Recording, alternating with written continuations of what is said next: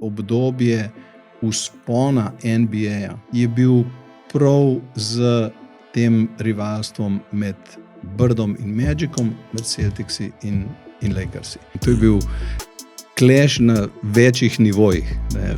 Vzhod proti zahodu, vzhod intelektualen, zahod showtime. Ti si osvojil prvo zimsko olimpijsko medaljo za Slovenijo in Jugoslavijo, ne? No, in ko je on me pol povabil, sem rekel, to je pa v redu cena. Ne? Za ston pa takoj za Lakersi sem sedel, za njihovo klopco. Ne? In moj Michael je rekel, move away, buddy, there's a new sheriff in town. On je zmagoval, je lahko odločil tekme, ampak on ni prišel do naslova prvaka, dokler se ni naučil vplesti drugih soigralcev v igro. Kje pa misliš, da bo Luka, ki je končal kariero na tem seznamu največjih?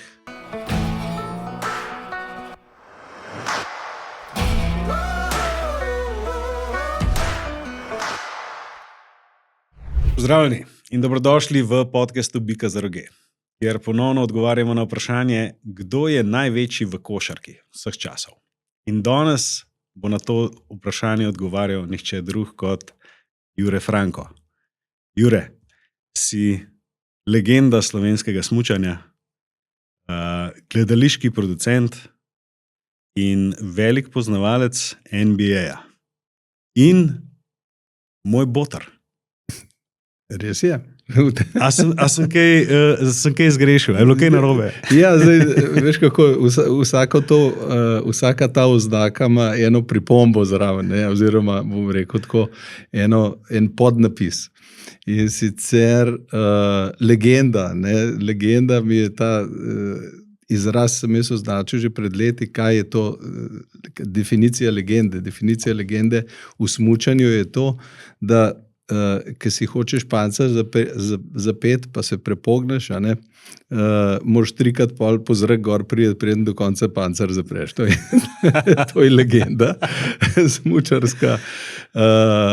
Zdaj bom rekel, da najbolj resno se seveda z producentstvom ukvarjam in to ima tudi podnaslov po zakonski dolžnosti, ker je žena rekla, da ne kuhala, če nam pomagal predstav delati, no in tako da sem prišel v ta posel čist tako,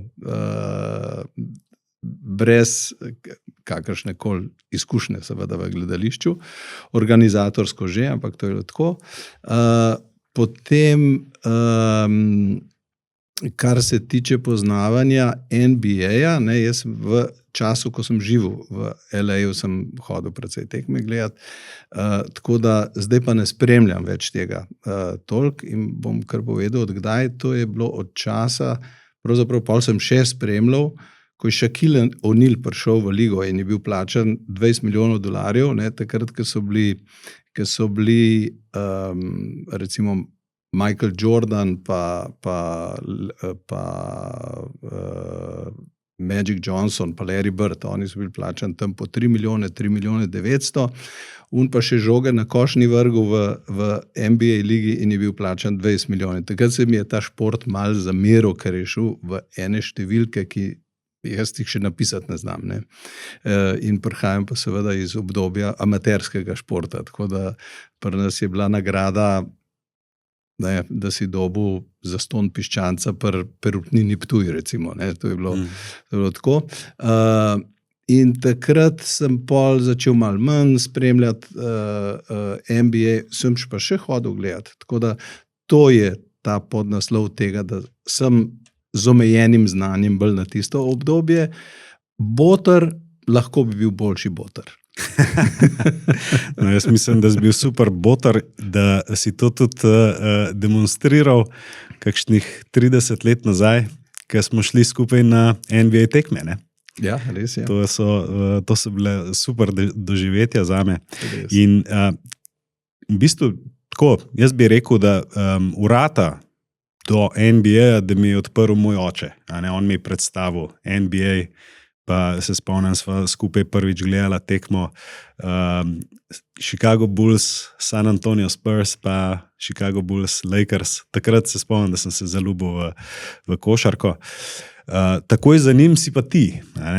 In To je bil en tak vrhunc tega, je bilo pa, da smo šli kot darilo za Birmo, smo šli na 3 NBA tekme. Ne, se pravi, 2 v LA-ju, pa 1 celo v Phoenix. V Phoenix, tako je. Ja. Tle, recimo tako, ena taka zanimiva stvar, ki si jo že omenil, da si hodil na tekme. Ne. Koliko tekem si ti videl v živo, recimo?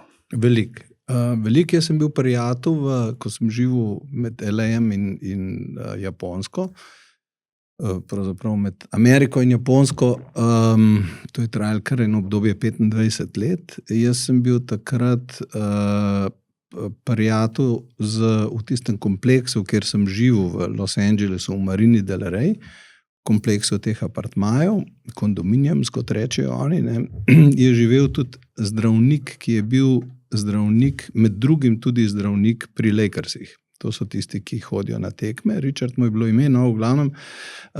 In midva sva igrala skupaj tenis pa košarko in sva se začela zgovarjati tam v tistem kompleksu, se dobiš popoldne po šihtu, ne, in pol mečeš malo na koš ali karkoli. No, in sva se začela zgovarjati, no, in sva prišla do tega, da sem jaz bivši športnik, da je on pri Lakersih in je rekel, a bi ti prišel kakšno tekmo pogledati, ne?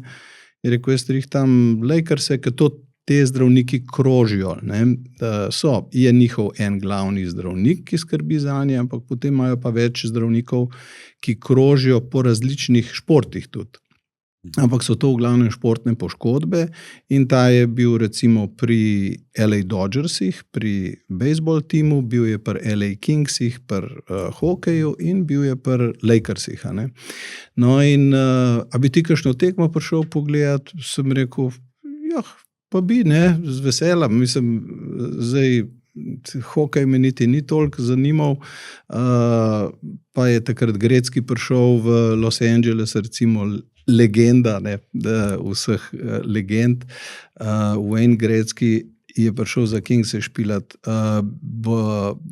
Bejzbol me tudi ni zanimal, košarka pa ker košarka mi je pa seveda še iz jugoslovanskih časov, iz časov naše močne reprezentance, ki je bila vedno dvoboj Jugoslavija, Rusija, Jugoslavija, Amerika, ne, ta trikotnik je bil najmočnejših takrat in sem kar nekaj naših košarkarjev tudi poznal. Ko sem pa prišel v Ameriko, sem pa začel spremljati NBA ligo in takrat se je ravno začel ta vzpon, to je bilo na začetku 80-ih, ne, 85 sem gor prišel, je bil v največjem razcvetu ravno ta vzhod-zahod, to se pravi Boston, Los Angeles, ne, Boston Celtics pa Los Angeles Lakers in to je bil showtime proti, ne bom rekel, pa tle je bila tudi večinoma so bili temnopolti, ki so igrali v Los Angelesu, v Bostonu so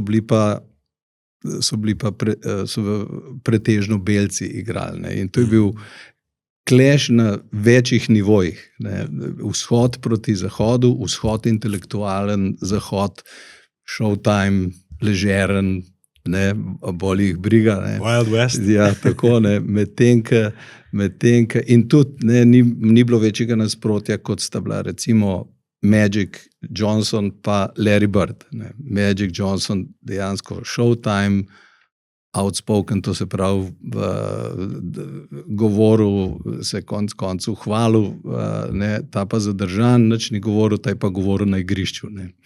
In Larry Bird, ne. In to je bil, jaz sem bil na začetku navijač Celticsov, pol, ker sem se pa preselil, ker nisem šel takoj v Los Angeles, sem potoval najprej po Ameriki oziroma stanoval na različnih koncih, največ v Salt Lake Cityju, pa tle Park City, kjer je bila pol tudi olimpijada leta 2002, zimska. No, in pol, ker sem se pa preselil v Los Angeles, tam sem pa seveda začel malo to, sem zapopadal tudi jaz to kalifornijsko ležernost in showtime in tako in moram reči, da so mi zapasali in sem pol postal navijač Lakersov. Tako da to je tako, da stranko greš iz republikancev v demokrate, ne, oziroma obratno v tem primeru. Ne. Kar se tudi dogaja, ne? Ja, to se dogaja. Tech bros. Tako. Money talks. Tako, ja.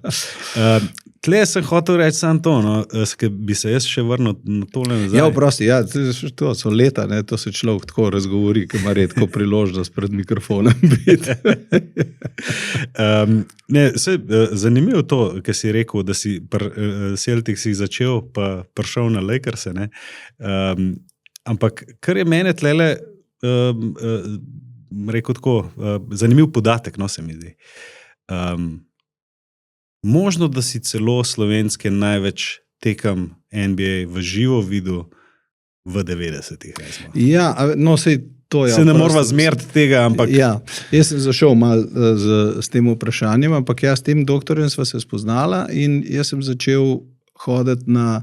Jaz sem bil pač do takrat navajen, da mi je bilo dano tudi tle v Jugoslaviji. Takrat, ne, jaz sem po olimpijadi dobil eno kot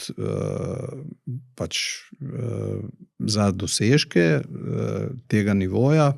Sem bil tudi športnik Jugoslavije. Takrat sem dobil eno izkaznico. To smo vsi dobili, ki smo bili športniki Jugoslavije. To se pravi, če si bil izvoljen, pač izbran za športnika Jugoslavije, tako kot je zdaj športnik Slovenije, ne, si dobil tako knjižico, čisto majhno, zelena, in s tisto knjižico si ti lahko šel z gostom na katerikoli športni dogodek v Jugoslaviji. Ne. In moram reči, da sem to bolj malkrat izkoristil, ampak nekajkrat pa sem. In to je dejansko si prišel kja in to se je vedel, da ima prost vstop in častno mesto na tribunah. In to se mi je zdelo zelo lepo, ker pač ti tudi doprineseš, oziroma ne, če pride nekdo poznan, doprinese k samemu, bom rekel, nivoju obiska. Ne, in tako in je, to se mi je zdelo super. Ampak kar sem hotel reči, je to, da jaz sem bil navajen takrat, da mi je bilo to pač vse nudeno za ston. Ne, to se pravi, da kamorkoli sem šel za ston. Zdaj pa karte so že takrat za NBA koštale kar veliko. Ne. In to se mi je pa za malo zdelo, da bi zdaj plačeval po $150 takrat za karto, zato bi imel kakor toliko dobro karto, ne, da bi bil blizu igrišča, in se rekel, to pa ne, sej na televiziji jih tako dobro vidim. Zdaj za une karte mi pa ni bilo mar tistim, ki se jim reče nosebleed section. Ne, to se pravi, da moraš krvaveti iz nosa, ker tako deleč gor sediš, da se vsi prerivajo zato, da kaj vidijo čez in pol na koncu krvaviš iz nosa. In te za tist mi ni bilo mar, une se mi pa zdele malo tako. Se mi je zdelo malo za malo, da bi zdaj tiste karte kupoval. No, in ko je on me pol povabil, sem rekel, to je pa v redu cena. Za ston pa takoj za Lakersi sem sedel, za njihovo klopco. Ne. To se pravi, 1 do 2 vrste zadaj, se pravi praktično courtside, ne, ob igrišču. Kart pa za Jackom Nicholsonom, ne, a veš, je bil legenda, ki je bil na vseh tekmah. Še ena legenda. No, ja, ki je bil na vseh tekmah in on je tam z daljnogledom sedel, čisto seveda ob igrišču in z daljnogledom gledal te mlade punce, ki so bili Laker Girls, ne, oni so to začeli v Los Angelesu. Laker Girls so prišle ob polčasu ali ob premorih, ob timeoutih so prišle gor in so plesale. Nekatere tudi poslale zelo znane. Paula Abdul je iz njih recimo prišla, ne, ona je bila voditeljica teh, naredila pevsko, igralsko kariero, pevsko predvsem, no, v glavnem, ona je bila Laker Girl, ne, recimo. Tako da dejansko tam je ta Showtime, Hollywood, košarka, to je bilo vse prepleten.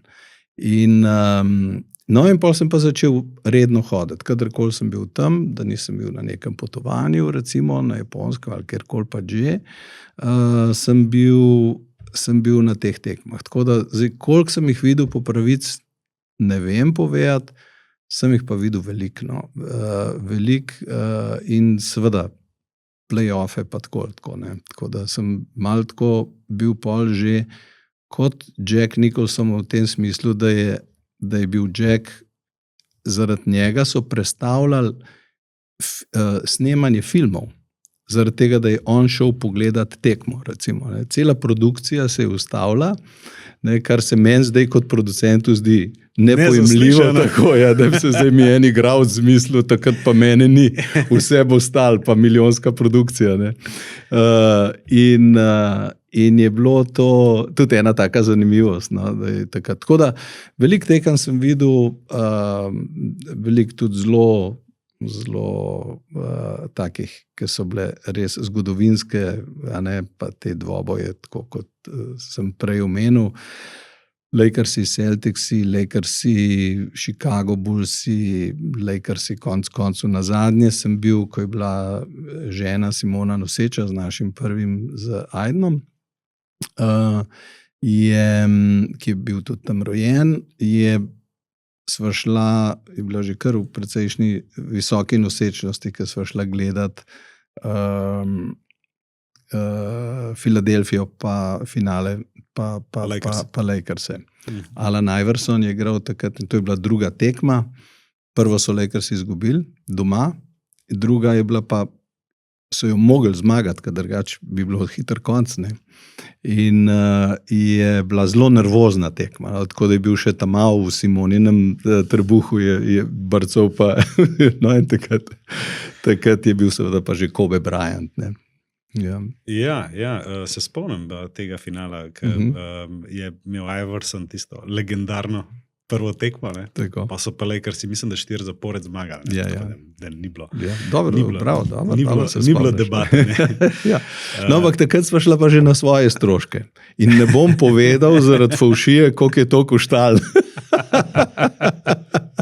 Ker je to bilo pa, veš, pa takrat sem se šele zavedal, jaz sem praktično vse do tam gledal za ston, ne, dobro, to, kar smo mi šli, pa to je bilo drugače, ampak tiskali smo pa z Richardom, oziroma, ker me je Richard povabil, je bilo pa vse za ston in se mi je to zdelo čisto samo po sebi umevno, tako kot v jugoslovanskih časih.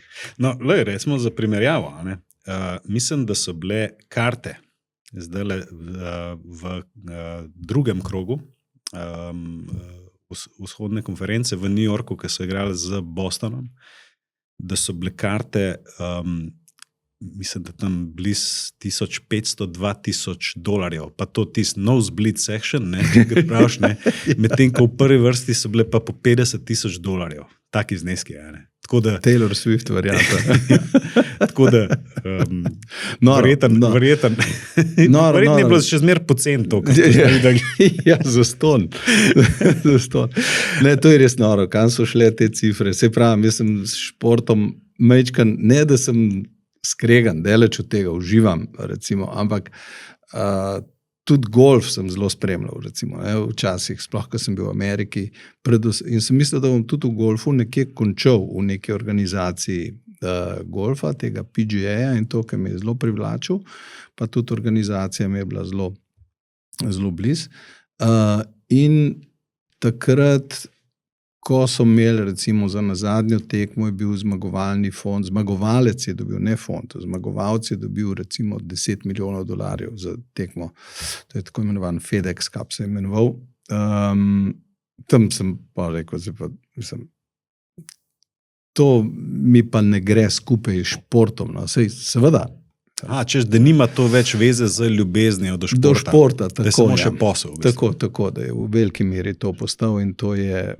Vse to se seveda tudi odraža, ne, se vidimo, kako danes si, jutri te ni, oziroma danes si v tej ekipi, naslednji dan si v drugi ekipi in je to je pač postalo tako. Posel, ja, tako. No, sej, dajva se dotakniti mogoče tvoje športne kariere, no, ker se mi zdi, da ne vem, če se to dostkrat omeni, no, ampak ti si osvojil prvo zimsko olimpijsko medaljo za Slovenijo in Jugoslavijo, ne? V Sarajevu 1984. Ne? Jaz sem bil takrat še premehen, da bi se zdaj spomnil, kako je to bilo. Samo mi smo doma, ki je bil Jure na televiziji, to vem, da smo bili vsi prikovani na TV. Kar pa mene tlele zanima. Če se prav spomnim, ti nisi bil eden od ožjih favoritov za medaljo v Sarajevo. Odsmučal si pa življenjsko vožnjo, predvsem drugi tek. Drugi tek si odsmučal življenjsko vožnjo na največjem modru, možno najboljša predstava v najboljšem momentu. Kaj se je takrat dogajalo pri tebi, recimo tako? Mislim, kako si to iztisnil sebe ven?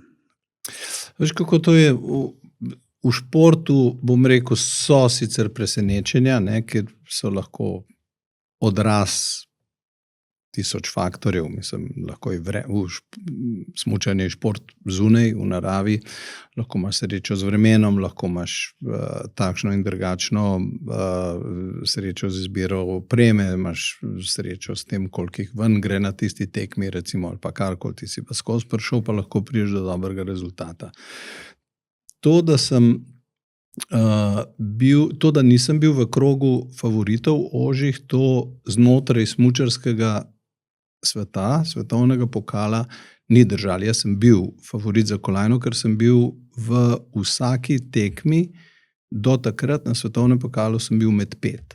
To se pravi, bil sem 3-krat na odru, mislim, da nekaj tacga, bil sem in tako naprej. Tako da jaz sem bil praktično v igri za kolajne. Poleg tega je treba tudi spomniti, da takrat veliki favorit Ingemar Stenmark takrat ni vozil zaradi tega, ker je podpisal profesionalno licenco in je bil plačan za svoje pogodbe in s tem se je odpovedal nadaljnjim udejstvovanjem na olimpijadah, zaradi tega, ker ta je bila popolnoma amaterska, karkoli pa že to takrat pomenil. In je, to se pravi, največji favorit je bil sigurno Stenmark, takrat. Ampak tudi, recimo, če bi Stenmark vozil, jaz bi še zmeram kolajno dobil.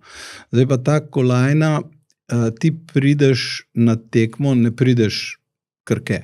Imaš celo sezono pred sabo in imaš nek tekmovalni ritem. Ta tekmovalni ritem je zelo pomemben, recimo kako v kakšni formi, s kakšno samozavestjo ti prideš tja, oziroma s kakšnim občutkom, da lahko nekaj narediš. Samozavest v bistvu. Je zelo pomembna, seveda, pri vsem treningih, pri vseh treningih. Pol je pa to specifika tistega dneva. To je pač enkrat na 4 leta. To je bilo v Jugoslaviji, takratni, prvič in edinič in verjetno nikdar več na tem področju olimpijade ne bo, sploh ne v tej obliki, kot je bila v Sarajevu, ki za nas, za jugoslovansko, slovensko reprezentanco takrat ni bila nobeno prednost, ker mi v Sarajevu nismo praktično nič smučali. Mi smo trenirali v Kranjski gori, na Kranjski gori, na Sorških planinah, na Krvavcih in tako naprej. V Sarajevu pa nikoli. To se pravi, mi nismo imeli prednosti domačega terena. Mi smo imeli praktično samo obremenitev domačega terena, psihološko, da je treba kolajno dobiti, ker zakaj bi sicer Jugoslavija šla organizirati olimpijado, če nima možnosti kolajne dobiti.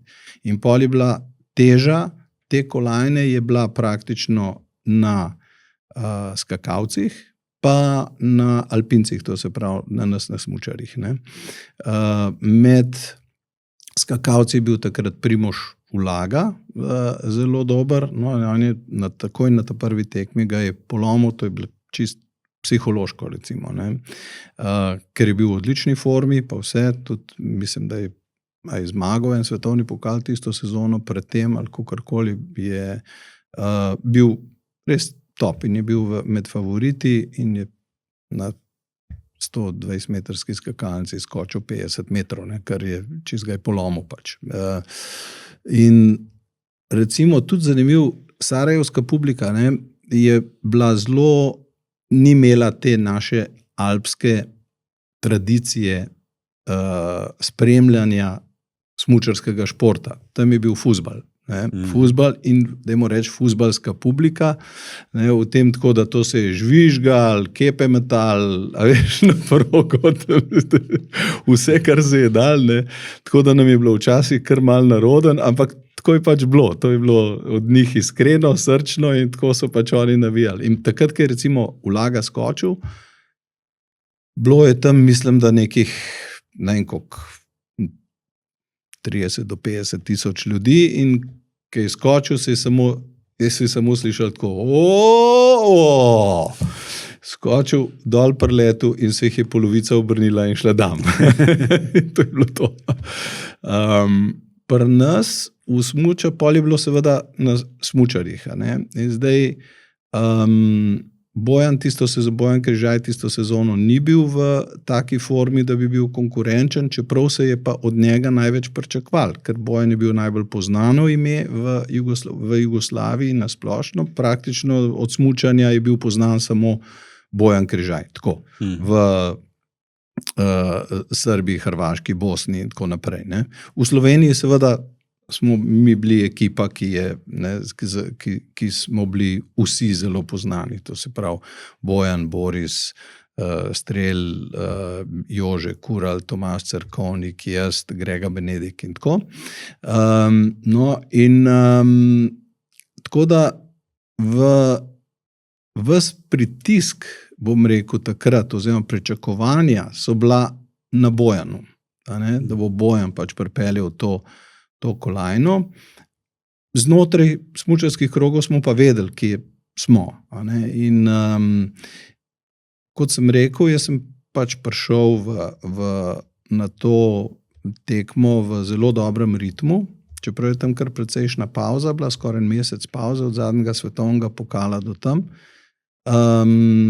In s tem sem imel seveda tudi sam pričakovanja, ne toliko višja, sem pa imel to srečo, da sem leta 80, 4 leta prej že vozil tudi olimpijado v Lake Placidu, kjer smo bili, po prvem teku smo bili tam veleslaloma, smo bili drugi, četrti in šesti. Bojan je bil drugi po prvem teku, Boris je bil četrti, jaz sem bil pa šesti.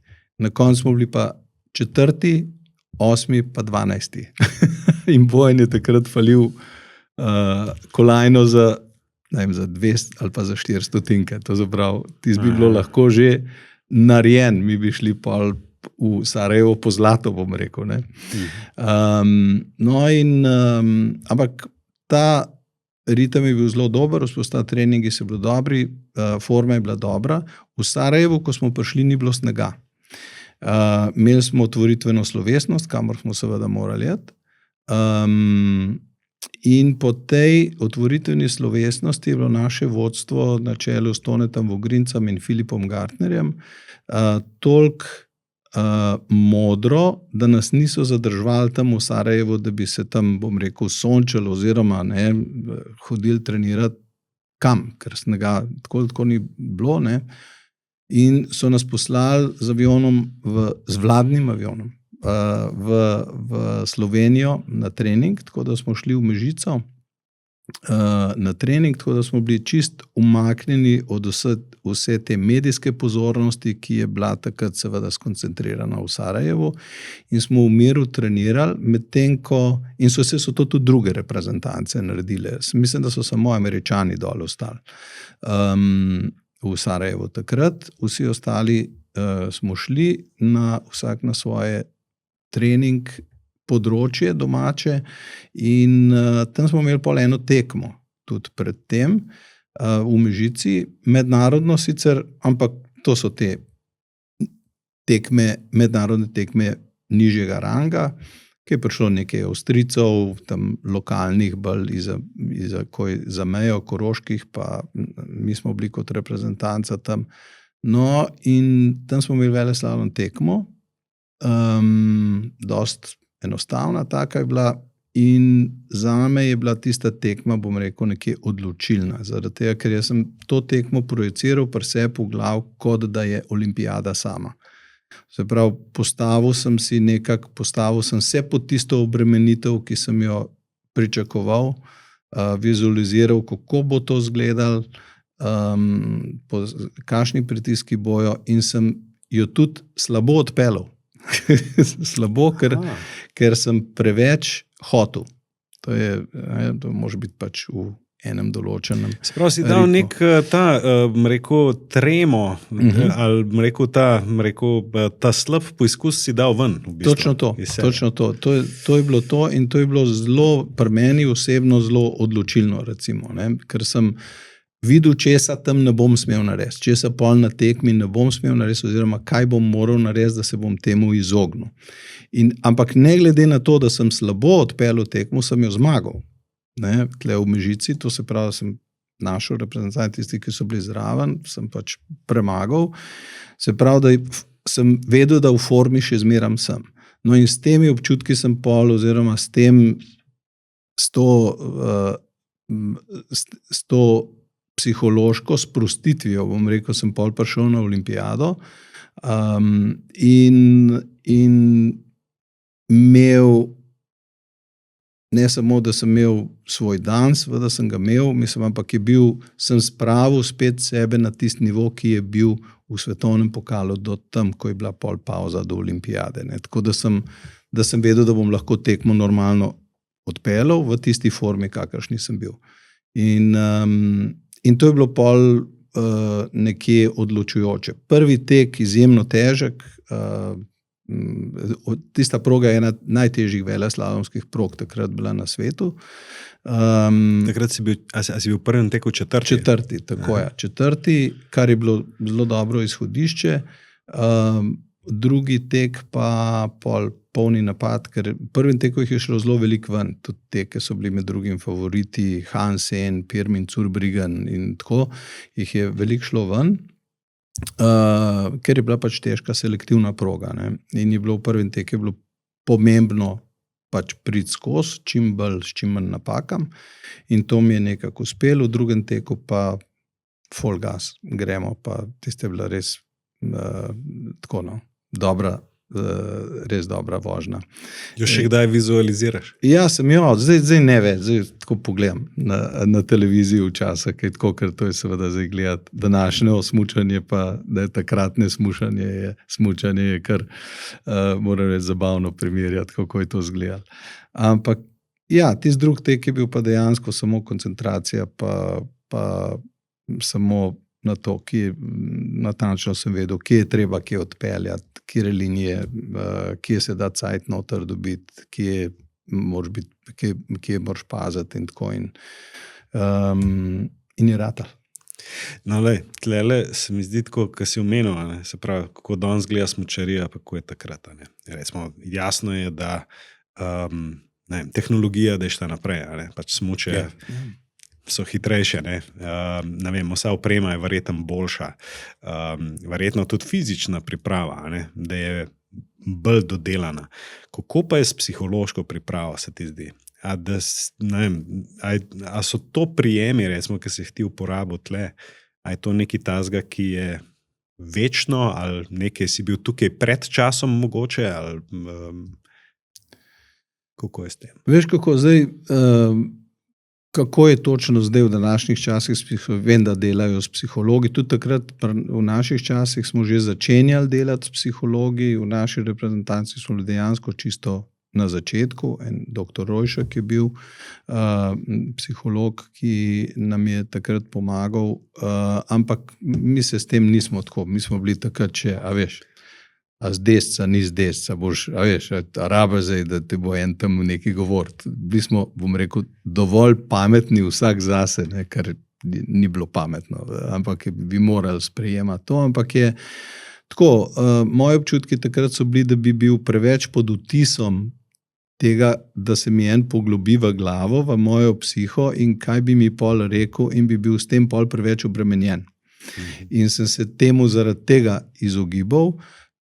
Vsak ima nek svoj sistem, kako pristopa k tekmovanju. Moj sistem je bil, da sem se probal zamotati čisto enostavno z mantram.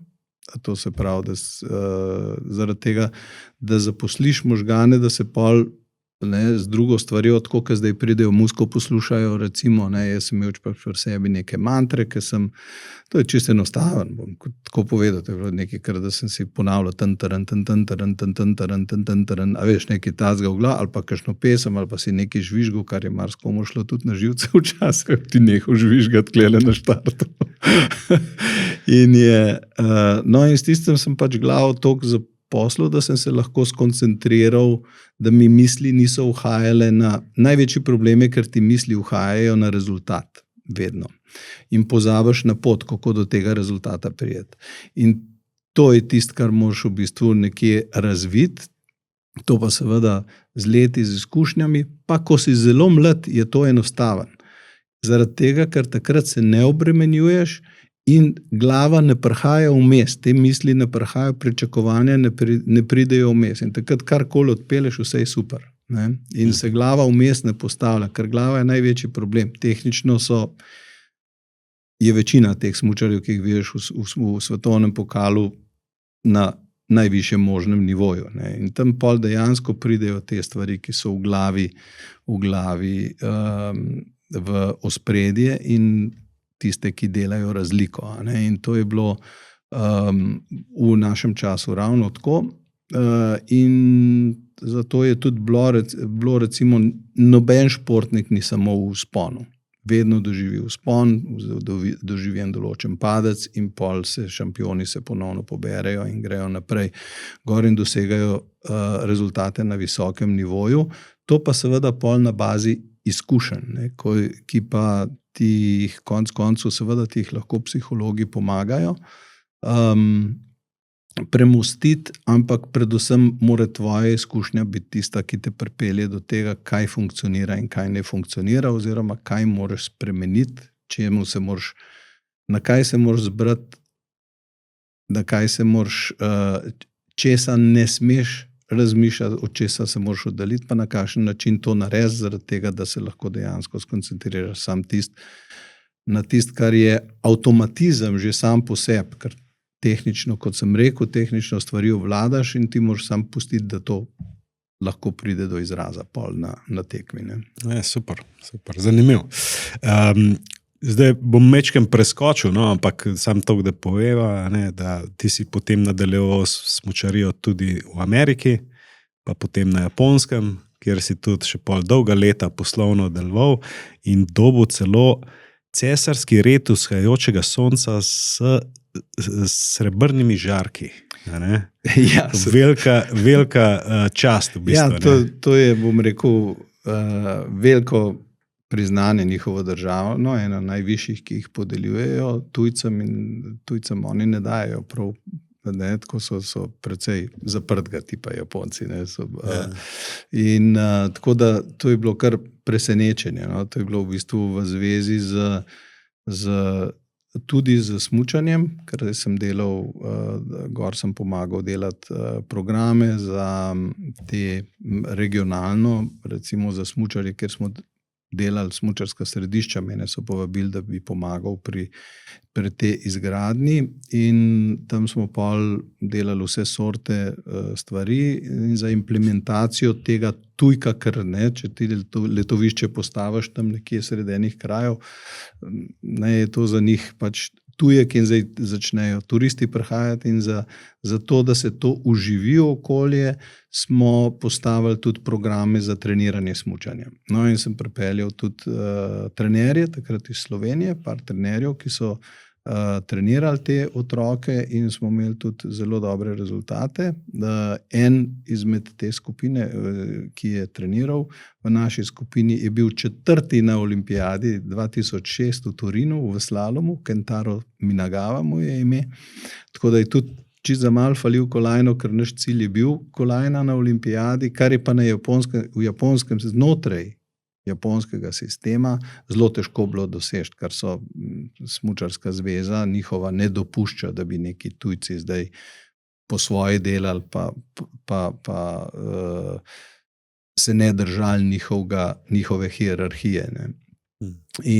Ampak nam je uspel Imeli smo tudi svetovno univerzitetno prvakinjo, recimo takrat, ki je bila pa čist tudi tle lokalno doma, no, in je tako, da smo imeli zelo lepe rezultate, ampak pol smo delali, pa jaz sem delal veliko v promocijskih vodah, v samem smučanju, organizirali smo veliko drugih stvari, tudi med drugim tudi slovenski festival, tvoj oče je bil organizator slovenske performerske skupine, ki je prišla gor in takrat, tako da smo v bistvu navezali tudi stike, ki še zdaj tečejo med tem mestom Mjoko, se imenuje, to je v prefekturi Niigata, temu se reče countryside japonski, in zdaj so bila ženo gli gor in se peljeva z vlakom in greva na tisti eni lokalni postaji dol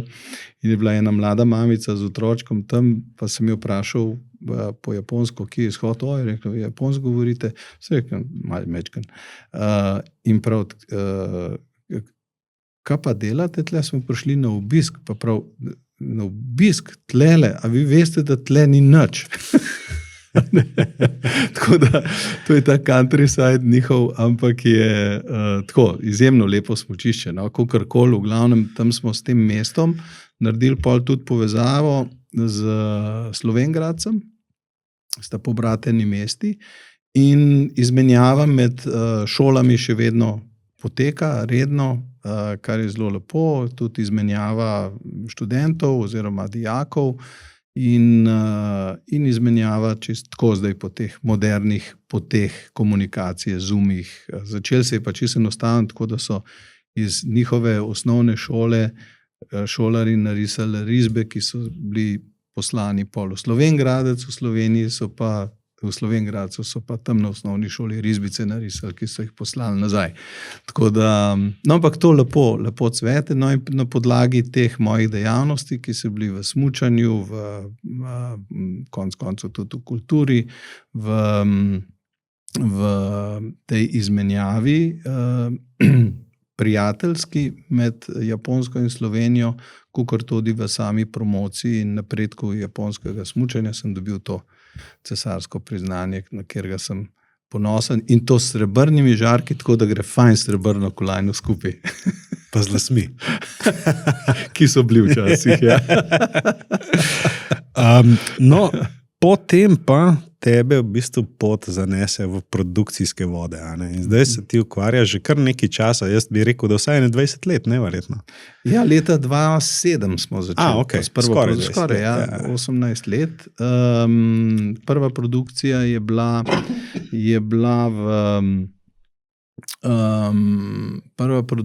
bila koprodukcija, to se pravi, Simona je, ko sva se vrnila iz Amerike in Japonske, kjer sva na koncu skupaj živela 5 let, je Simona želela narediti svojo glasbeno šolo. In jo je tudi naredila v Radovljici in pol je prišla v eni določeni fazi do tega, kako bi zdaj naredila nadgradnjo te šole, zato da bi učenci dobili še kaj več, pa možnost nastopanja, to se pravi pred publiko. A ne? In pol, glede na to, da sem jaz živel v Ameriki, tam je musical en čist del rednega programa v osnovnih in srednjih šolah. In sem rekel, musical nared, ne? Zdaj, ona tega ni poznala, tega sistema tok, jaz pa sam idejno, ne? In pol, ja, kjer ga pa, da bi otroci nastopali, sem rekel, jaz, ta prva stvar, ki so me pelali gledati, ko sem v Ameriko prišel, so bile moje pesmi, moje sanje, 2 filma, moje pesmi, moje sanje, pa Christmas Story, ne? Pravzaprav še It's a Wonderful Life je še en drug Jimmy Stewart je igral, krasen film, to so 3 njihove klasike, tako kot pri nas, bom rekel, Kekac, pa tako, ne, na ta način.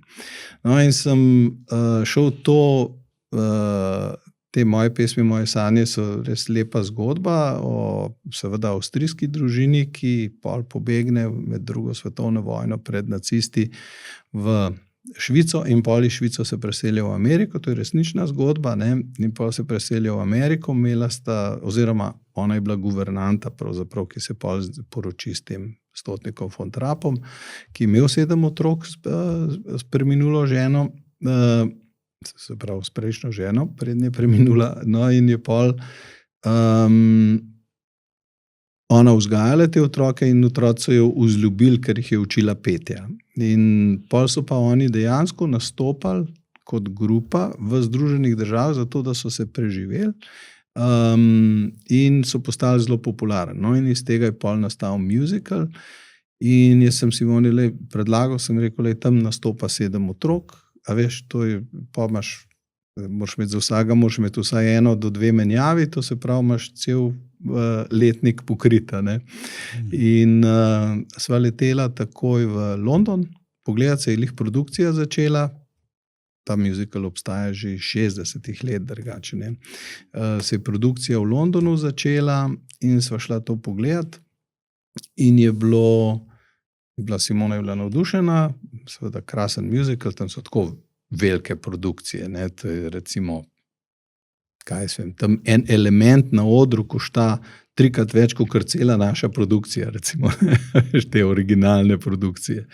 No in sva šla to gledati, navdušena, pol smo šli še z režiserjem, po Grajcam to pogledati, ker smo se enkrat zmenili, da bomo to delali in smo delali v koprodukciji s Kranjskim gledališčem Prešernovim in je bilo to uspešno, se je izkazalo za uspešno in smo imeli pač neko formulo, kako delati naprej. Tako da smo koncu smo zdaj prišli seveda na naš največji musical pa projekt do zdaj, ki je Mamma Mia, kjer ga smo začeli pa, verjemi ali ne, pred 10 leti, 14. junija in bomo imeli letos 14. junija, točno na ta dan bomo imeli obletnico premiere 10. leto. Tako da Okay, čestitke. Ja, hvala. Tako da to je res, za slovenski prostor je to, bom rekel, tako nenavadno, oziroma ni tega še bilo, da bi se en musical toliko časa v enaki obliki obdržal in da bi imel toliko obiskovalcev, a ne, tako da je... Zanimivo je to, ne? Ti si eden redkih gledaliških producentov, ki dela privat produkcije, ne? Ja, Večinoma so to bolj v domeni državnih inštitucij, ne? Ja, seveda, ker je to čisto enostavno predrag posel, da bi se ga šel, ne? Ker je velik riziko, recimo ogromen denarja moraš vložiti v sam musical, zato da ga narediš, a ne? In pol moraš seveda, mi nimamo nobenih subvencij, nič od države, od nikogar ne dobimo in mi lahko samo, to se pravi ceno produkcije in postprodukcije, pol, to se pravi samega izvajanja, prenesemo na vstopnice, to se pravi na končnega uporabnika, a ne. In zato so naše produkcije tudi dražje, ampak je pa, moram pa reči, da neskromno lahko rečem, da tudi ponudimo veliko, kar je absolutno vreden, pa še vedno veliko manj denarja, kakor recimo, če plačaš za karto v nekem West Endu v Londonu ali pa na Broadwayu, najprej moraš sploh kaj prijeti, da lahko karto kupaš, s tem, da pohvale, ki so prišle na račun, recimo izvedbe so bile Mamma Mia v tem primeru, ki jih je veliko ljudi videli, ima to predstavo videli na različnih koncih po svetu, so rekli, da je pač tako, da jim je bila naša najbolj všeč in to je v primerjavi z milijonskimi produkcijami, ne, ki jih dejansko vidiš v Londonu, v New Yorku, ne, je naša ne samo zelo, zelo majhen del tega denarja in je to, vendarle toliko prinesemo na oder, da obiskovalci odnesejo s sabo ogromen pozitivne energije in navdušenja in tako da jih imamo veliko, ki pridejo po večkrat in smo imeli prav na Mamma Mio, ne, smo imeli enkrat smo objavili na Facebooku, ko je ena gospa rekla, to je bilo tam še leta 19 nekje, je napisala, pred epidemijo, no, in pol je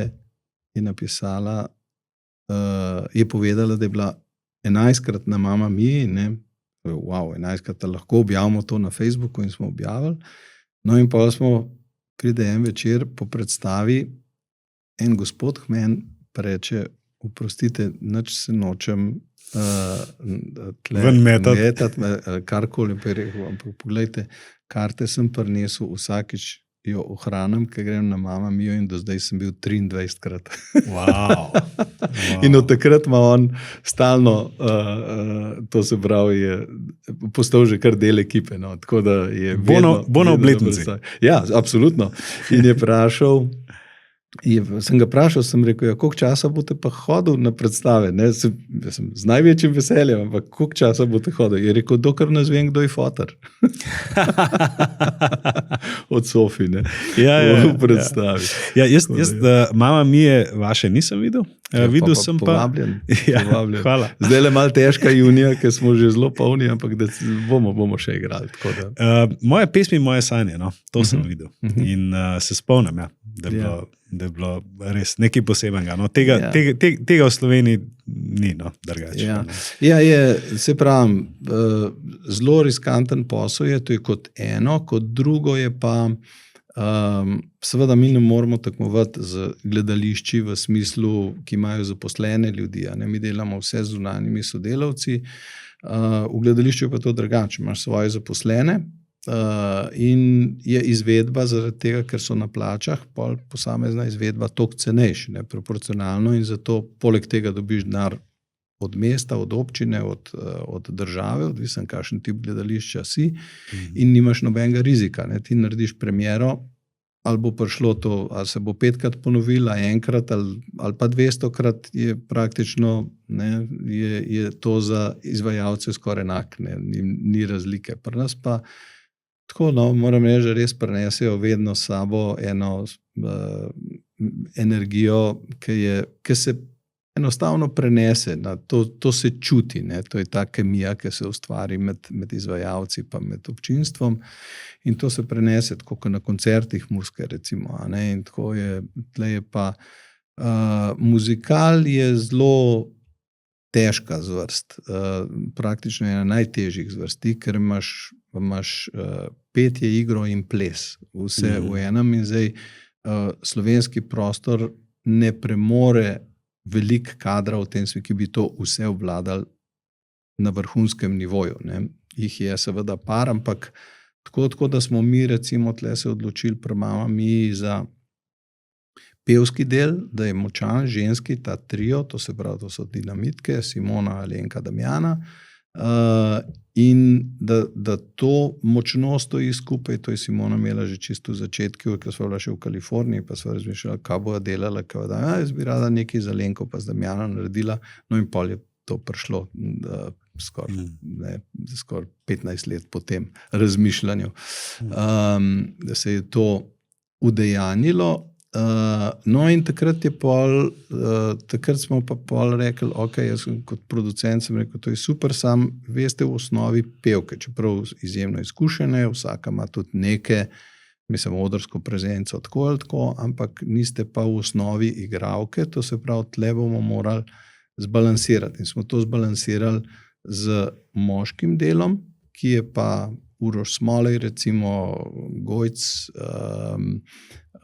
pa Marjan Bunič, ne, ki so pa tako pokrili ta igralski del, pa pevsko še vedno toliko močni, da je to lepo pasalo skupaj, ne, in se je to lepo zbalansiralo, in tako je pa lepo se vse skupaj povezalo, no, eno tako lepo ekipo, ki je pa surovo, ne, to, a veš, to je pri nas, če odpoveš predstavo, in nismo nobene predstave odpovedali, smo prestavili, v 10 letih, mislim, da smo 4-krat predstavo prestavili zaradi bolezni, in to je, po zimi je to kruto, ne, ker imaš gripe, imaš prehlade, imaš vse sorte, in so recimo muskontarji hodili po 39 vročine igrati, zaradi tega, da se je predstava, ker niso hoteli ostalih 40 ali pa 60 članov, vključno s tehnično ekipo, pustiti na cedilu, da se ne bi odigrala predstava zaradi nekoga. Tako da so res take borbe, bom rekel, zelo športne, zelo borbene. Verjetno kar nekaj pritiska, ne? Tukaj ti izkušnje iz štarta v smučarskih kar prav pridejo. Res. Ja, mi smo tudi šli tekmovati bolni, recimo, ne, pa te noben ni zdaj vprašal, na koncu je bil rezultat tisti, ki je bil važen. Ne. Ja, ampak to so bile recimo take, doskrat, februarja, ne, zjutraj smo se poklicali, prešteli, koliko je ranjenih, koliko je mrtvih, koliko jih je sposobnih speljati predstavo, a smo, ta plesalc bo šel na mesto tega, pevc bo v zboru pel na mesto tega, a veš, tako naredili vso matematiko, smo za predstavo, se izide, pejmo, ne. In smo šli. Tako da je bilo kar, je naporen posel, no to hočem reči, ne zato, da bi se pomiloval ali karkoli, ampak je dejansko težko. Ko imaš svoje gledališče, je čist druga, ne, mi smo pa morali nastopati in še vedno nastopamo, trenutno smo omejeni z Mama Mio praktično samo na Križanke pa na Cankarjev dom, ker je tle edina zadostna kapaciteta in zato, da lahko pokrijemo stroške in da, če je po sreči, da nam še nekaj ostane, ne, od tega. Medtem, ko prej smo pa hodili po telovadnicah, ker so to recimo Celje nima Nova Gorica, Novo mesto, nimajo primernega prostora, da bi izvedel tako velik musical, ne, pa da bi lahko toliko ljudi dobil noter za to, da si se pokril, pa da je bilo to finančno smiselno. Tako da to je bilo, moram reči, bil kar del za tehnike, še toliko posebej, morali en dan prej prideti, praktično so bili na terenu skoraj 3 dni, ne, zato da smo odigrali predstavo, ki traja 2 ure, pa pol, 3 ure slabe. Ne. Ja. Imam še eno vprašanje zate, glede produkcije, ampak bi ga prehranil za na konc. Zdajle bi rad, da se še dotakneva midva osrednje teme. To je, se pravi, da greva nazaj na košarko. Pa me to zanimalo, no? Recimo, jaz se spomnim, jaz sem šel 20 let nazaj, dobrih 22 let nazaj sem šel gledat nogometno tekmo Lige prvakov, polfinale Juventus Real Madrid. Ne? In ko sem v živo gledal, sem čist drugač videl igralce, tekmo in vse skupaj. Ne? In takrat me je fasciniral Lilian Thuram, branilec desni bočni Juventusa. Ne? Kako si pa ti to videl, recimo, v vseh teh tekmah, ki si jih videl v živo? Kdo je tebe fasciniral, recimo?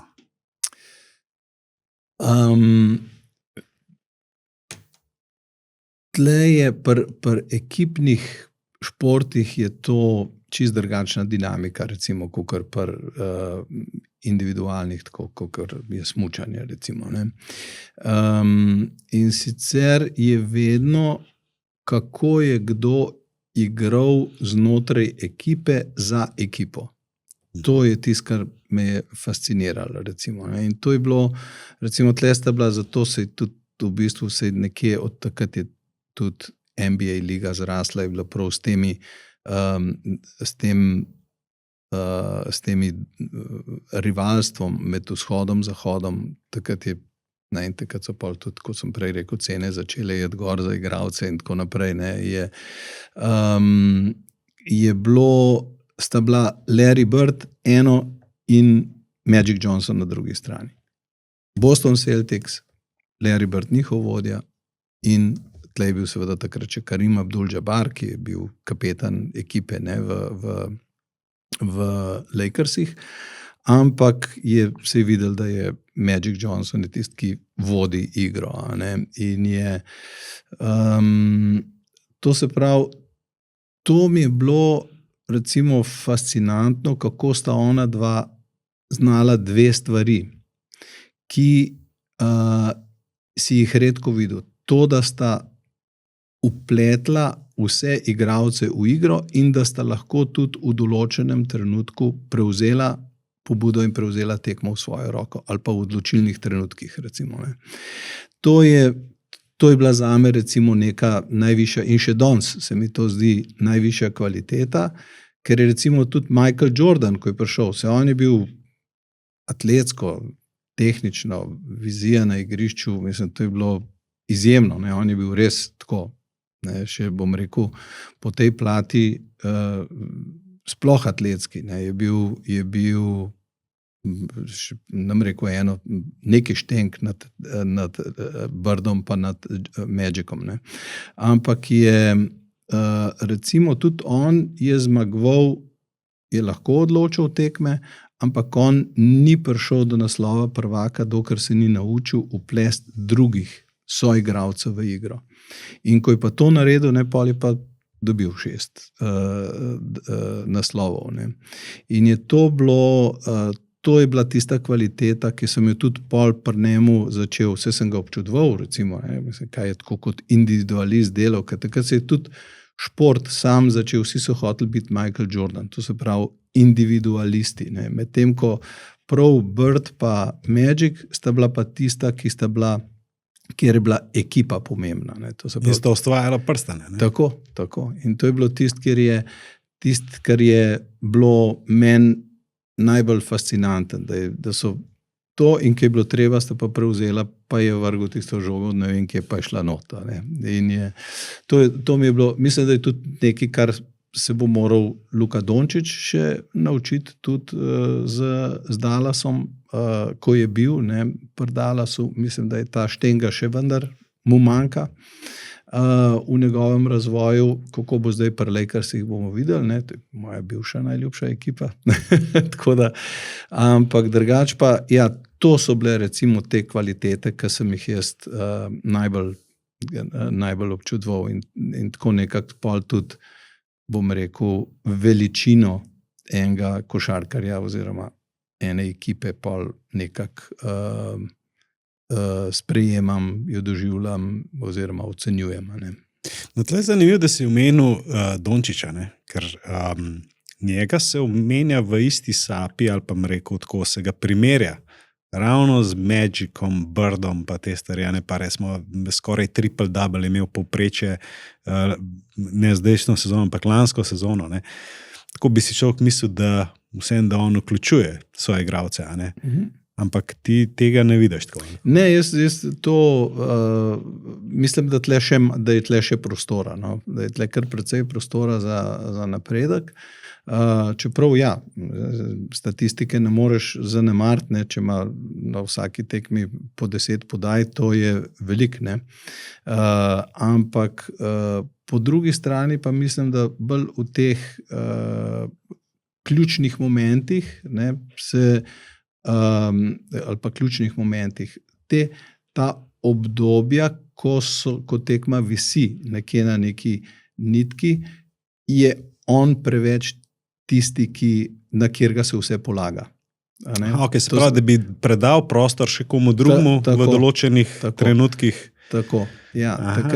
Takrat to, mislim, da je tle, bolj v tem razponu, koliko časa ta intenzivnost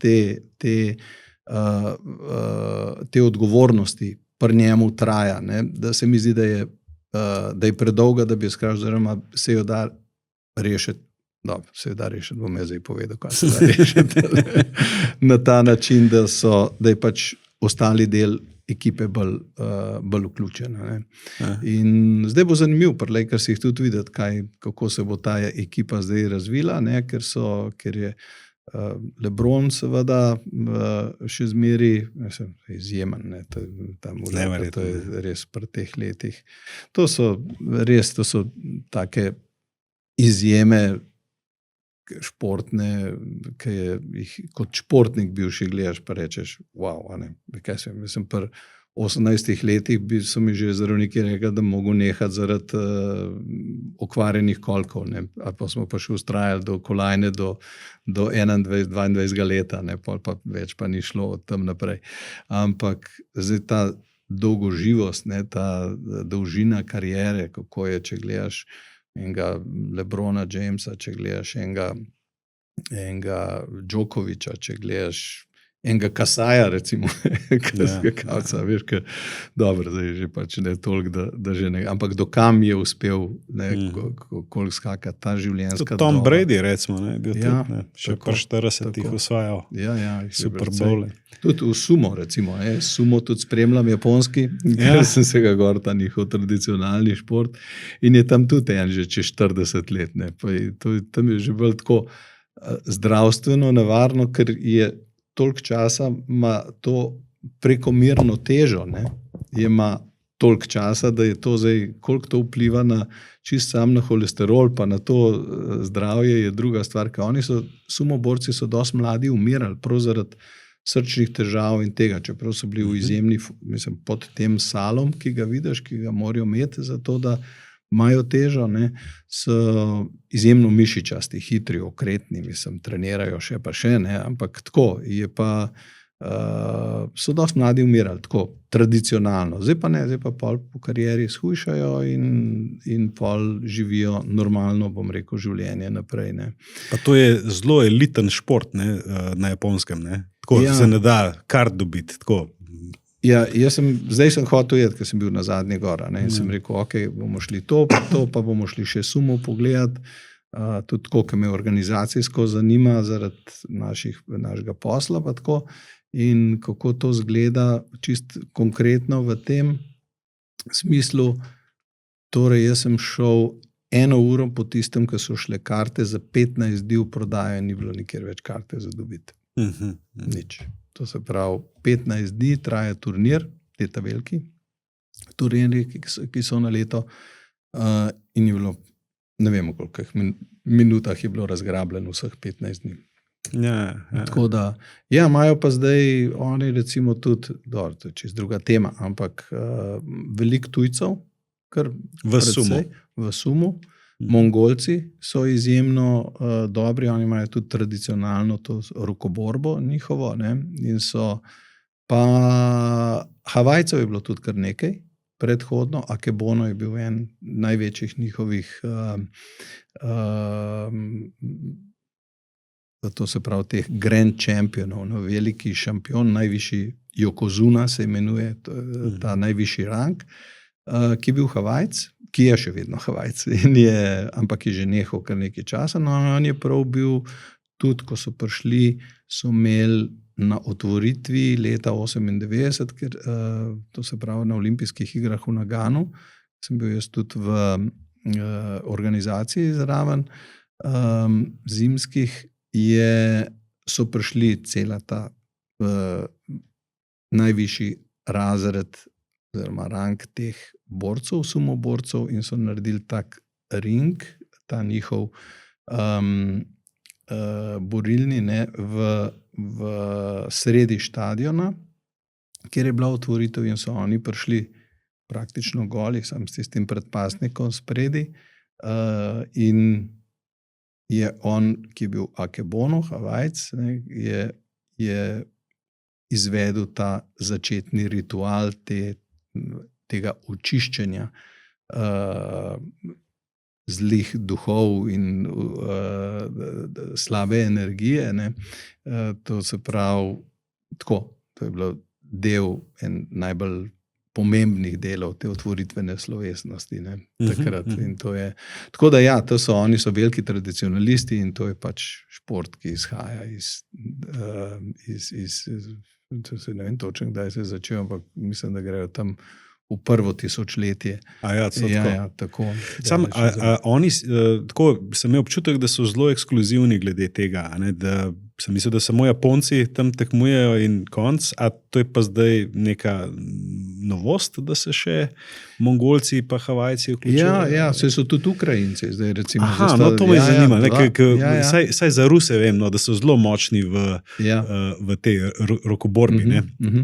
Ja, no, tle sta 2 Ukrajinca, zdaj trenutno gor, ki v tem najvišjem rangu tekmujeta, en je celo bil na zadnjih 2 turnirjih zelo dober, en se mora še malo navaditi, no, ampak zdaj je pa na zadnje 2, od zadnjih 7 turnirjev je 4 zmagal en Japonc.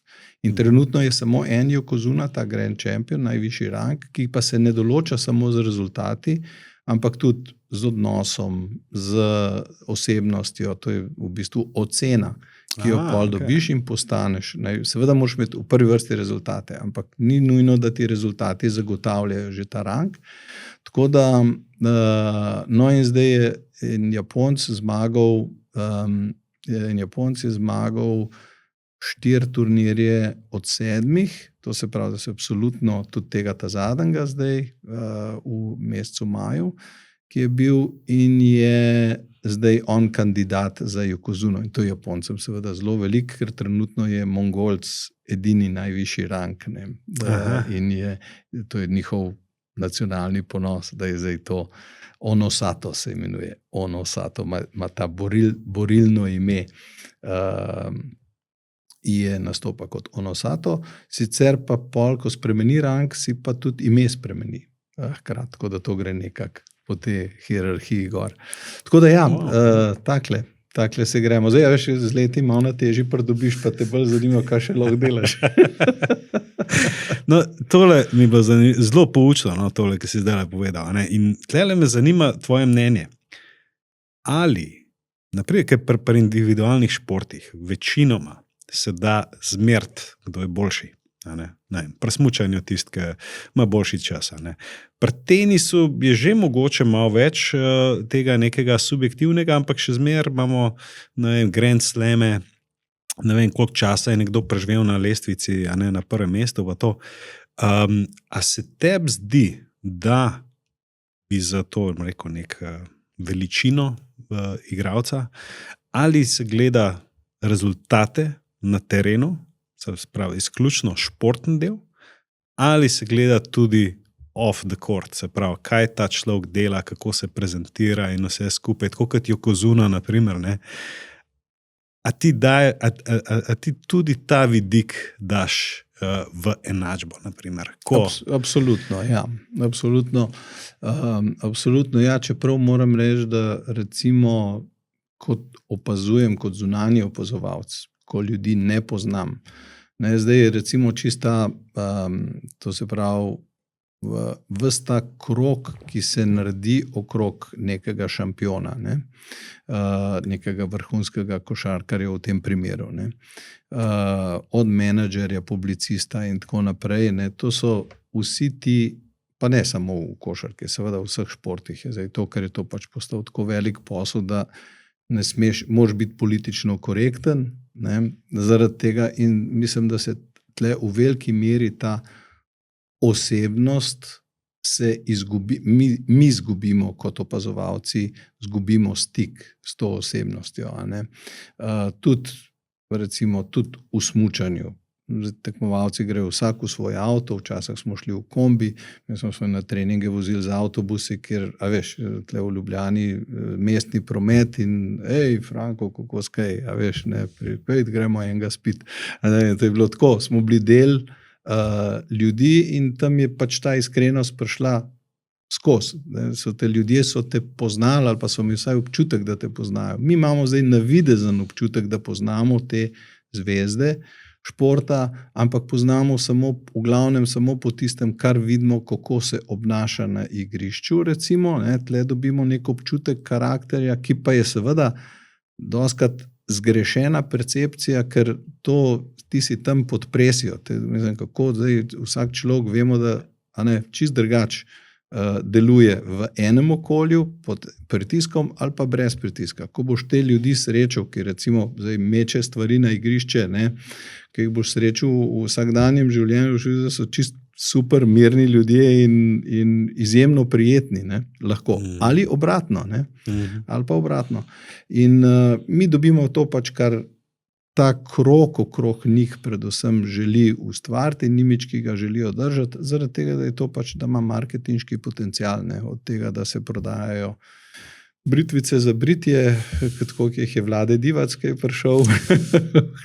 Spet nazaj pri poslu. Je tako, tako da, če človeka dan današnji ne poznaš osebno, jaz mislim, da je zelo krivično ga ali obsojati In po drugi strani tudi pretirano hvaliti, ker vidimo samo tisto, kar v glavnem želijo, da vidimo. Ne? Ja. Prišla sva do najnega vprašanja, Jure. Kdo je največji?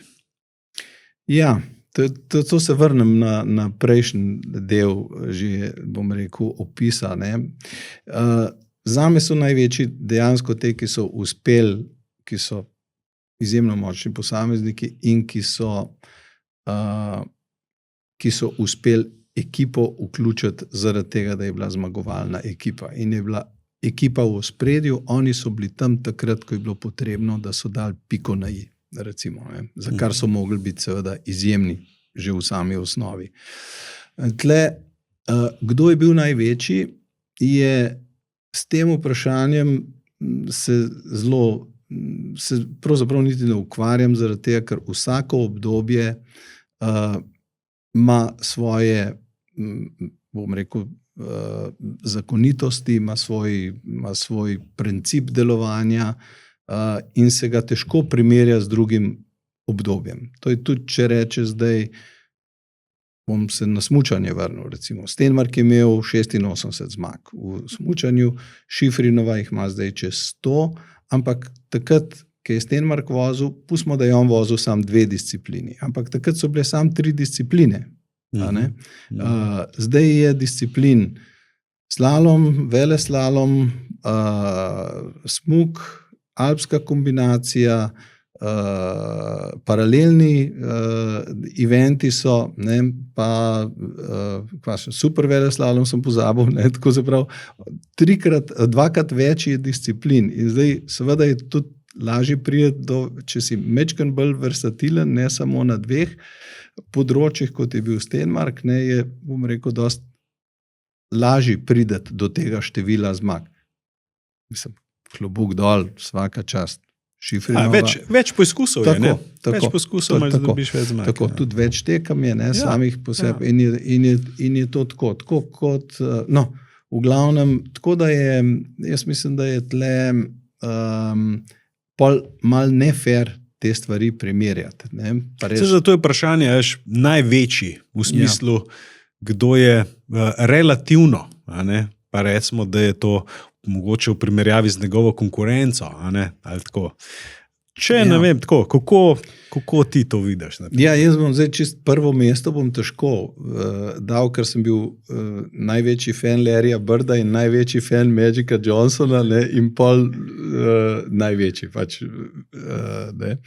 To sta bila zame dva največja, takrat, ko sem jaz to spremljal, ne, in pol je seveda prišel Michael, ne, in tako kot tudi opisuje Magic Johnson v svoji knjigi, ne, ki so šli, ki je prišel, pa sta prvič igrala, ne, in moj Michael je rekel, move away, buddy, there's a new sheriff in town. Move aside. No, in pol ga je pa on, Magic ga je še nekaj izzivu, ne, ki imajo ta trash talk, ne, na igrišču, in mu je rekel pol, in pol opisuje, je rekel, zadost sem ga sprovociral, da sem bil witness to the greatest air show on the planet. To je bila totalno druga dimenzija. Ne. Mislim, je rekel, a veš, skoč, to je Magic govoril njemu, ne, skoč in pol je v luftu, če bi jaz tam gor bil, recimo, toliko časa, kaj bi jaz tam gor delal? Kaj bi se to vse dal narediti? In je, tako da bom rekel, če združim nek atleticizem, ta odnos, nikdar se ne predej in potem, ko je dejansko on vključil celo, ko se je naučil, da rab celo ekipo poleg sebe, ne, da jih more vključiti, je bila pol to, ne, ta ekipa z Chicago Bullsi, seveda, je, bom rekel, zdaj, če bi že moral določati, je to zelo nehvaležno, ampak bi rekel, ok, Michael Jordan, ampak tako, no, drugač pa te tri so moja sveta trojica, no, bom rekel tako v tistem času. Zdaj seveda ne moreš se kregati z statistikami LeBrona Jamesa, ne moreš se kregati z statistikami Kobeja Bryanta, ne moreš se kregati s statistikami Wilta Chamberlaina, recimo, ne, a veš, iz preteklosti in še marsikoga drugega, ne. Ampak recimo tako, samo tole, LeBrona si omenil, a ne?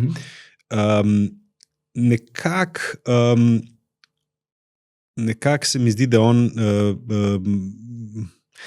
ne more zavzeti tega prvega mesta, nekako mu ga ne damo. A ne? Recimo tako, kaj je tvoj razlog, da ga ne čislaš v enaki meri kot to sveta trojico? A samo to, da so oni bili v tem tvojem obdobju, ali je nekaj drugega pri njegovi igri, ali kar je pokazal v tem času? Ne, mislim, da je on fenomenalen igralec. S tem, da še enkrat, jaz zdaj ne spremljam te košarke toliko, kar sem jo takrat spremljal, tako da niti LeBronove same igre pa teh doprinosov ne poznam tako natančen, ampak gre pa to še enkrat tudi z obdobjem, ko se je to dogajalo. Pa tle spet primerjal smučarijo, recimo, ne. Smučarija je bila pri nas, ko smo mi, naša generacija na čelu z Bojanom, ko smo začeli prve rezultate dosegati.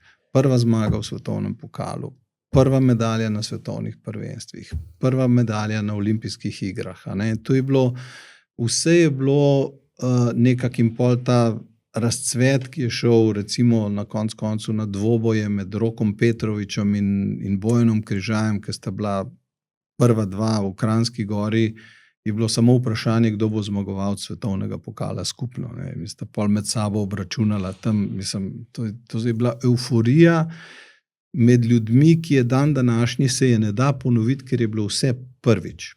In to je, pa lahko recimo Tina Maze z 2 olimpijskimi zlatimi kolajni in srebrnimi in tako naprej, vse krasen, ampak poleg tega je bila to še druga država, mislim, velikost države je bila drugačna, 10-krat več kot ljudi, kot samo v Sloveniji, ampak to je pač za nas Slovence največ pomenil. In to obdobje tega navdušenja, pomembnosti teh rezultatov se ne da fair primerjati z rezultati, recimo, ki jih dosegajo, pa niso nič manj vredni. Žanova kolajna Kranjca, ne, na olimpijskih igrah ni nič manj vredna kakor moja, ne, srebrna, ne. Ampak je pa spada v drugačno obdobje. Ne, zdaj se pol pričakuje sam še zlate kolajne, pričakuje se sam še zmage, a ne. To je bilo enako, se še enkrat vrnil tudi v Sarajevo.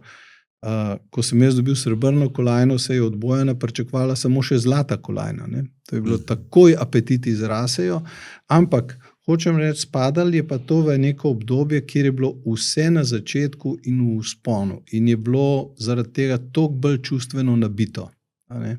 In se mi zdi, da lahko rečemo, da je obdobje vzpona NBA bil prav tega kot svetovnega fenomena, ne, najprej seveda ameriškega, ampak pol svetovnega fenomena, je bil prav z tem rivalstvom med Birdom in Magicom, med Celticsi in Lakersi. In to je tisto, kar zaradi tega gledam na te fante, bom rekel, na te možakarje kot pomembne, ali pa bom rekel, ene najpomembnejših v razvoju košarke, v razvoju NBA, tega, kar je NBA tudi danes postal. In je bilo to vendarle tudi finančno so bili pogoji povsem drugačni, ne, in precej bolj skromni in vendarle so te ljudje bili takrat bolj dostopni, bolj nekako se je razvil iskren odnos do njih med navijači, med publiko in med njimi. To se pa pol začel z Michaelom Jordanom pa pol zelo zapirati, ker on je pa postal, vse vemo, pač največji športnik na svetu, najbolj poznan športnik na svetu. In to se je pol začel seveda čisto vse drugače obračati. Ne. In zaradi tega postavljam te tri pač nekaj kot nek mejnik v tem, kjer ga sem imel srečo, da sem bil lahko tam, da sem to lahko spremljal, kar ne postavlja veličine drugih, nič manj, samo v drugačen kontekst jih postavlja. In zato gledam na to na ta način. No, jaz se spomnim, to je bilo leta 1993, se spomnim, da je prišel faks. Jure je poslal faks in je pisal, ravno kar sem se vrnil z tekme Lakers Bulls, Lakersi so zmagali po podaljšku, mislim, da je bil rezultat 128-126. Michael je potopil 54 pik. Še danes se tega spomnim in predno, ko sem se pripravljal na ta podcast, sem šel pogledat še na Basketball Reference. Res je, 54 pik je dal, točno eno tekmo. Jure, malo še hitro vprašanje. Ja, vprost pred tem, ne, zdaj, če smem, uleteti samo z dvemi takimi iskrcami. Ne. Mislim, euforija, ki vlada na igrišču oziroma v sami dvorani, je seveda tega ne moreš nikdar prenesti na televizijo. To je nemogoče. Ampak, jaz sem bil na tekmi, pa ne vem, je bila ta ali bila ena druga, kjer je Michael igral v Jordan, mislim, da je prvič igral takrat v Los Angelesu. In mislim, da je takrat Chicago zmagal, ne vem, se ne spomnim več točen, ampak v glavnem, on je šel na kontro, čist sam, nekjer nobenega, da bo zabil enega unga, njegov zabijanje tam za osebnek se odrine, pa da bo zabil in je skočil in smo vsi sam čakali, da bomo eksplodirali, ne glede na to, da je bil nasprotna ekipa, ne, smo vsi, da je bila večina tam, ki je bilo v Los Angelesu in smo čakali, da bo to eksplodirali in ga je hotel zabiti in je zadev obroč in se je žoga odbila nazaj na sredino igrišča. To je prav, falil je koš. Zabijanje. Jure, mislim, da je to ta tekma. A pa je pa možno, da je mislim, da je ta tekma kakor nam jaz v spominu je, da mu je žoga ušla z rok. Aha. Da je tako neki hotel je gor, pa mu je žoga ušla in je še sam tako naredil. Ne, ampak una je, ki je hotel zabiti in se je žoga odbila do srede igrišče nazaj. S tako silo je hotel zabiti, ne, da je, a veš, emphatically, ne, da je klicaj postal. To je bila ena, druga je bila pa recimo tudi ta Magicova, ali pa če rečem še Larry Bird, ne, Larry Bird je na eni tekmi, to sem bil pa v Boston Gardenu, sem šel gledat tekmo, to je dejansko telovadenca, ki je ratala toliko velika, kakor je bila. Ne. Zdaj ne igra, zdaj so to podarili, pa nov naredili, ampak Boston Garden je bil takrat legendaren. Ne. In sem šel tekmo gledat, sem bil slučajno v Bostonu in Larry Bird je na tisti tekmi se pač spotaknil na igrišču, ali ga en spotaknil in preletel z glavo takole na tla in je bil praktično v nezavesti. No, mislim, za kratek čas sicer, ne, šel ven, prišel nazaj, Celtic se izgubljal, on prišel nazaj, čist zabuhal v glavo, prišel, prevzel tekmo, ekipo spet spravil v sink in so zmagali tekmo. Ne. Mislim, to je ta borbenost, nepopustljivost, a veš, tisti, ki ga lahko ustrelil, pa še zmeram igral na igrišči. Je bilo to 92 proti Indijani? To boš ti bolj videl. Martin, ti si bolj posvečen temu športu kot jaz. No in tretja stvar je bil pa Magic. To pa je bilo, mislim, da proti Portlandu, finale zahodne konference in Lakersi so na koncu vodili in je on v bistvu, to se je izmislil v tistem trenutku, po tavžentih tekmah, ki jih je že odigral in vse skupaj, ne, da bo nekomu pač podal in je zablefiral, da bo podal. Tekma se je iztekala. Na uri je bilo sam še, mislim, da 3 sekunde nekaj tazga. Ne. In on finto naredil, podal in pol žogo poda nazaj na svoj konc igrišča, Kjer ni bilo nobenega. kjer ni bilo nobenega. In je to postala najbolj znana podaja, ker on je bil znan podajalec. Ne. In to je bila postala od takrat najbolj znana njegova podaja, in sicer podaja, ko ni podal nikomur. In so oni, in je žoga, pač čas se je iztekel, ker je tista žoga, in njegovi igralci niso vedeli, kaj je naredil. A veš, to so te genialne stvari, ki se zgodijo v tistem momentu, in to gledaš. To je lepota tudi športa, ne? Ker je to uživo, nič ni zrežiran, in se zgodi ta človeški faktor tam, in ti gledaš genija na ustvarjanju pred tvojimi očmi. In tam sem bil, na tej tekmi sem bil. Noben ni dojel, kaj se dogaja. Veš, čas se je iztekel, oni so izgubili, ker drugače bi takoj en bi žogo zagrabil, oni bi ga takoj pofavljali in pol bi mogli tu, in pa bi oni imeli pač tri, in oni bi lahko vsaj izenačili ali pa zmagali celo. To bi bilo tako. Tako da take prigode je fajn, če si tam. No.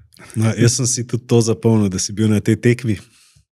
In ker sem se pripravljal na današnji podcast, sem si še enkrat pogledal ta zaključek te tekme. Ja, bravo. Rezultat je bil 91-90. In Magic Johnson je vrgel žogo stran, tako da je ostal še 0,1 desetinka. Mislim, 0,1 sekunde. Noro. Svaka čast, bravo. Ja, to sem si zapomnil, te stvari sem si zapomnil. Ja. Hitro vprašanje. Ja. Hitri odgovori. Bi morali biti. Vzem si hitri časi so minili, ampak dajmo.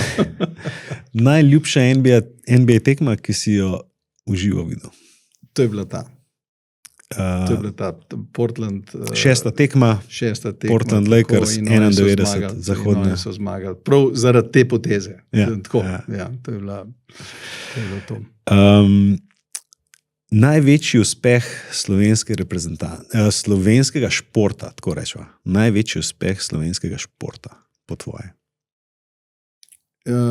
Največji uspeh slovenskega športa bom ocenil Pogačarja. Pogačar? Ja. Okay. Ocenil Pogačarja.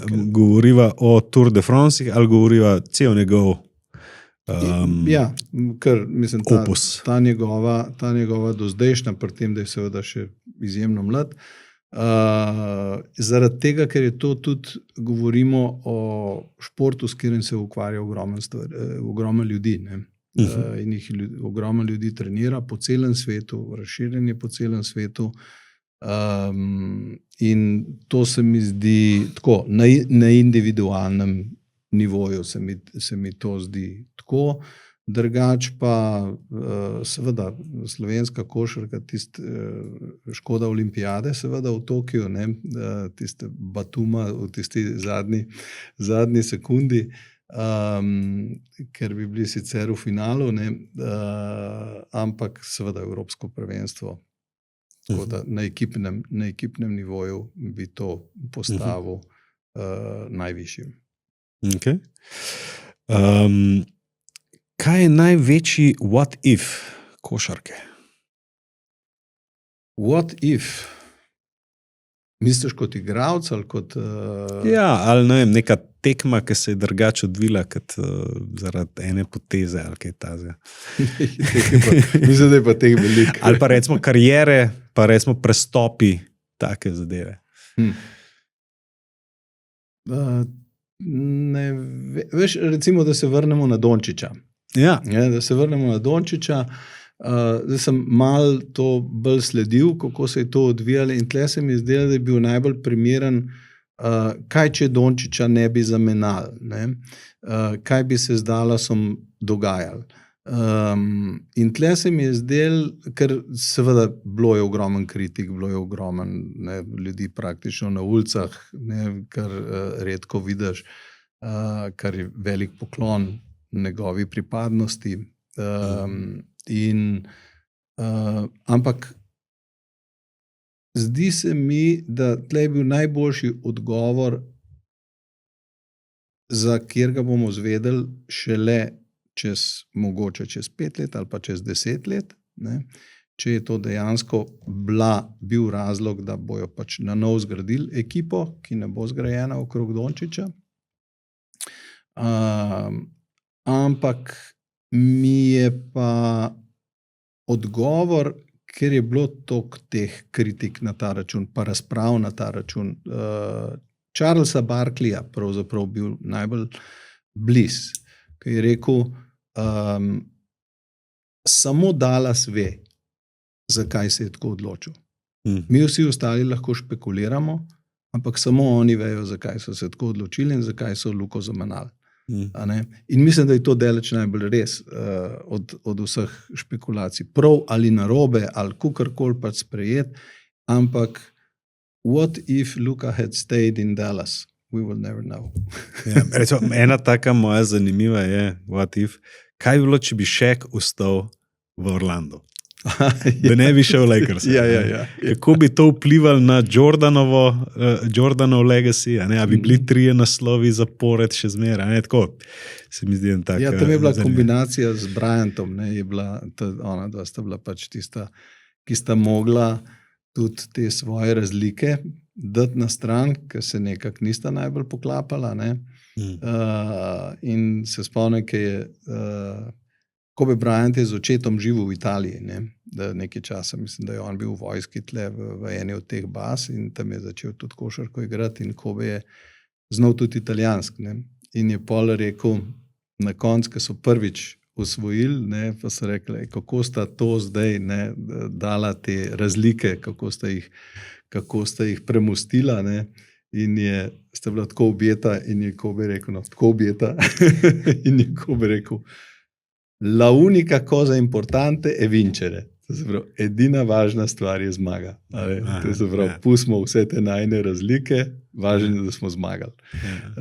In to je what if, on bi pol ostal, je bil Pat Riley takrat že trener, oziroma general manager, ki je Shaq prišel v Miami. Mislim, da ne. To je pa bil, pa je pol postal spet trener. A ja, tudi pri Miami. Ko so spet zmagali z Shaqom, 2-6, je Riley, ne vem, je bilo sred sezone Stena Van Gandija pospravil. Ja. Bravo. Čas za šefa, da pride nazaj za volan. S frizurco. Ja, on je bil tudi model, ja. No, evo, še zadnjo košarkarsko vprašanje, ali bo Dončić z Lakersi osvojil naslov? Kaj misliš? Jaz mislim, da so te ekipe toliko izkušene, toliko močne, imajo tako tradicijo in management oziroma vse to ekipo okrog, da najdejo pot do zmage. Zdaj, ali jo bojo zaradi Dončića, ampak sigurno pa tudi z Dončićem. Jaz sem prepričan, da bojo najdel ekipo, formulacijo, ki bo funkcionirala in ki bo dobila, tako da bo Luka prišel do svojega vsaj enega prstana. Kje pa misliš, da bo Luka, ki je končal kariero na tem seznamu največjih? Jaz tako, kot sem prej načel, če bo on še tisti korak naredil, mislim, da je leto že, kar je prišel k Lakersom, naredil en velik korak prav pod okriljem LeBrona. Bistveno manj je pritoževanja, vlaganja v energijo v to, da se pogovarjajo sodniki. To se mi zdi, da je bilo opazno in da svojo energijo usmerja v tisto, kar je pomemben na igrišče. Medtem ko mislim, da je tle še ta prostor za napredek, ampak seveda, najprej se mora ekipa sestaviti, ker zdaj ta formulacija, ki je bila zdaj z LeBronom pa z njim, je seveda je težka matematika, ker imaš LeBrona in enega, ki sta isti karakter igralca, dajmo reči. Isti tip igralca. Tako, in je med dva to razdeliti, je podoben, kot da bi imel dva Michaela Jordana, recimo, v eni ekipi, kar je pol malo. Je fajn, če je en rezerva, ampak tle je težko, da sta drugmu rezerva. Tako da tle, ko se bo to izkristalizirali, mislim, da imajo Lakersi zelo, zelo velik. Bojo najdel pot. No. Šampioni vedno najdejo pot. To je zelo zanimivo, recimo. Ne. Slabo, dober, kukorkoli, ampak šampioni najdejo pot na vrh in zato so šampioni. In še zadnje vprašanje, Jure. Sanski produkcijski projekt Jureta Frankota. Ja, Sanski je zdaj tako, ni več Sanski, ki je to že 10 let laufa, je siguren Mamma Mia so si vedno želela s Simono delati, ampak hvala Bogu, da ni bil to najin prvi projekt, da sva prej pridobila izkušnje skozi druge muzikle, drugač pa v samih muziklih je ostalo nekaj, ki bi jih želel delati, ampak jih enostavno kot v privatni produkciji ni možno delati.